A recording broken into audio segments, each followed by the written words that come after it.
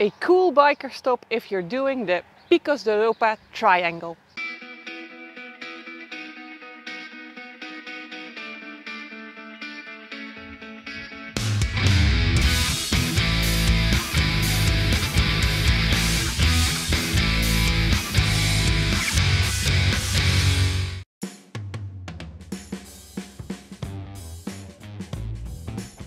This is the biker bar and restaurant Ruta AS 114. It's right at the Picos triangle and it's perfect to have a drink or lunch during your ride here in the Picos de Europa. It's a fairly new bar because the owner told us he only opened in April 2022.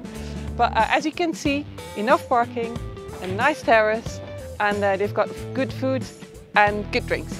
The bar is right at the road that is called the AS 114 from Cangas to Panes in the village called Arenas de Cabrales.